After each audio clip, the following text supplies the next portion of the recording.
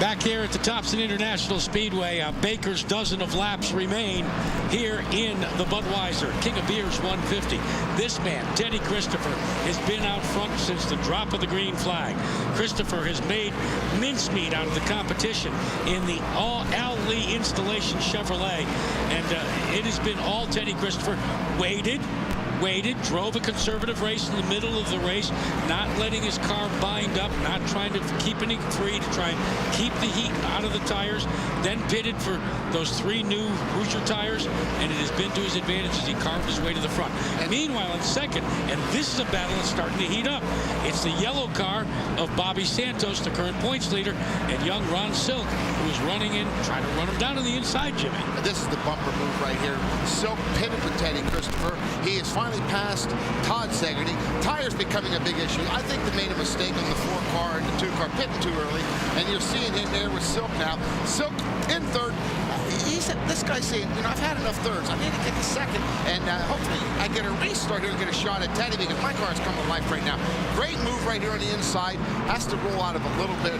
Still going to keep the pressure on. Love the chrome horn. Here he comes right back on the front straightaway. 8 laps to go. Heavy race traffic in this battle for second spot. Is there anything that Santos can do defensively to hold off a hard charging and what seems to be a little faster Ronnie Silk? The lap traffic is his best friend right now. As you see, Silk just go to the bottom in the opening K past the lap traffic. Knowing the new tires, well, I should say 60-something less laps on his tires, pays off right here, and he makes a great move on Bobby. Passes into 3. Here comes Penning, the same guy, pitted with Silk, and he has 60-lap pressure tires, and they're starting to really show right now with 7 laps to go. So resetting the field, Ted Christopher continues to lead. Ron Silk has moved into second with that nifty move on Bobby Santos. You see Rowan Pennick, he is trailing in the 4th spot.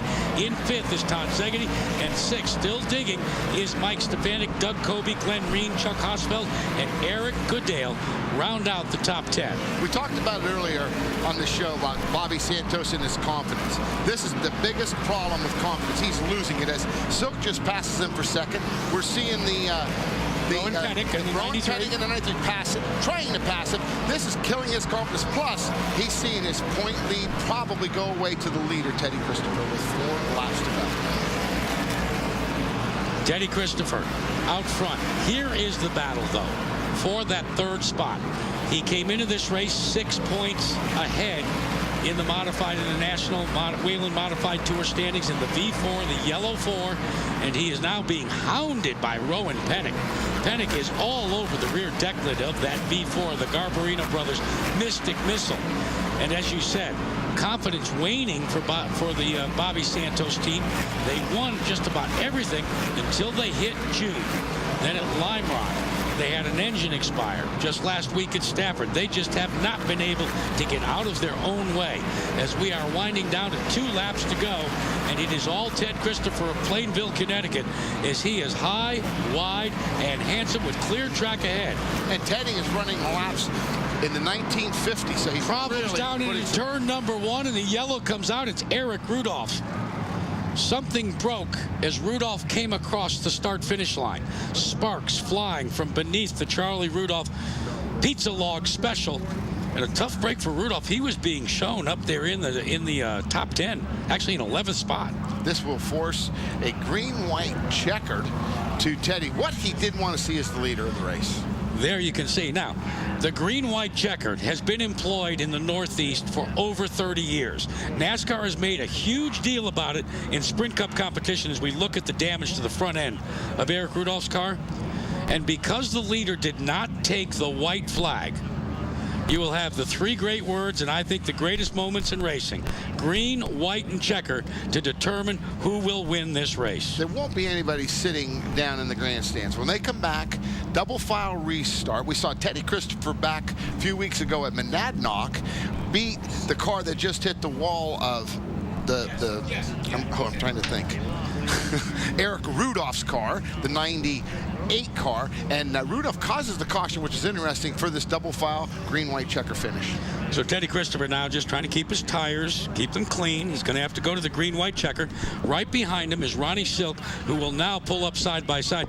We've been talking about Ronnie Silk and coming up in go-karts, and told me about racing with Danica Patrick, with Sam Hornish, and with Casey Atwood. So we asked him, what was it like racing go-karts with people like that? It was a lot of fun. I mean, you know, there were other people, Casey Atwood, that we raced with, Timothy Peters. You know, we were just kids kind of going all over the country and racing, and made a lot of good friendships that way. And, you know, that was some of the most fun in racing that I've ever had. So we're about ready to go back to green. Let's quickly go back and take a look what brought out this caution. Now watch for Eric Rudolph.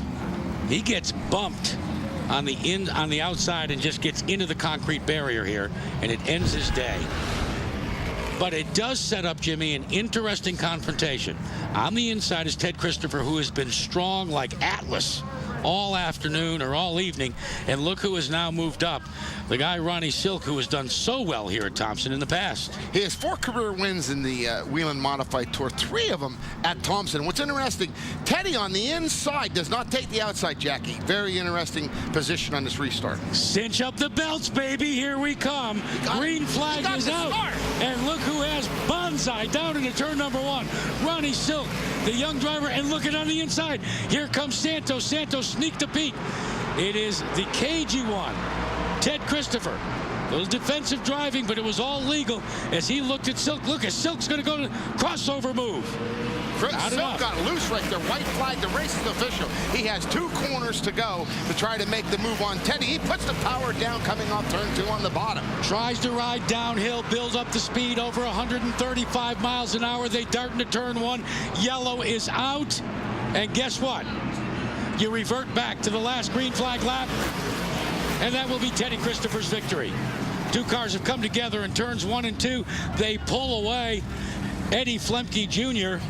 and Jimmy Blewett, but the victory will go to Ted Christopher.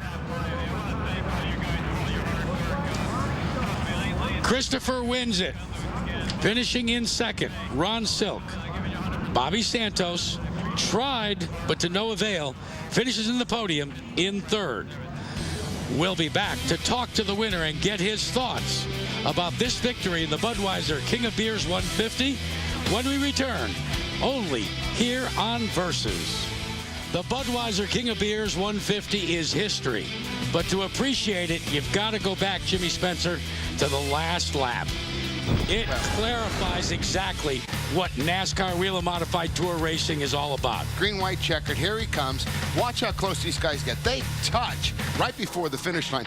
Teddy does a fantastic job. Ron Silk gives him the room. Teddy sticks it deep down into turn 1 and makes it hold. What a great move. And Teddy Christopher holds on and scores the victory. He is in victory lane. Let's go to Kelly Stavitz.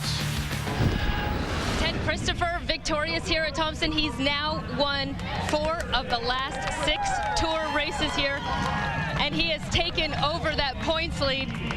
And Ted, you certainly seem to have the dominant car all night, but let's look at that green-white checkers there at the end. Number 1, you took the inside lane, and number 2, it looked like you had a little bit of tire rubbing going on. Take us through that last 3 laps. Yeah, like my crew chief told me, desperate people do desperate things, you know, when it comes down to some, you know, the green-white checker like that. But, you know, we definitely did have the dominant car. I really want to thank my crew, Eddie Whelen, my car owner, Richie Nemec, my crew chief, Tony's Competition Engines for the motor under the hood, and all the guys that work on this thing, Jimmy Page, Rocky, my spotter, and everybody. I really want to thank them, and VP Racing Fuels too. You've made up so much from that point spread from earlier in the year. How much confidence did you have heading into this race at Thompson that you would take over? Probably not as much, you know, after the practice session, but then after time trials, we had a pretty good car, and then, you know, when it went that far in the race so good, I says, oh, we got a pretty good car here, but, you know, anything can happen in this game. So, but it was nice to lead the most laps and lead laps and then win the race, so we got pretty much almost maximum points, I guess. Almost like Formula 1, maximum points, right? You are our new points leader. Congratulations, Jack. Yeah, Kelly, in the net change, he came in trailing Bobby Santos by 6. He leaves Thompson leading by 8. That's a big change, because when you can go from second to first with 4 races left on the schedule. You hit it exactly the way he had to do. Just keep doing what you're doing. He comes home victorious.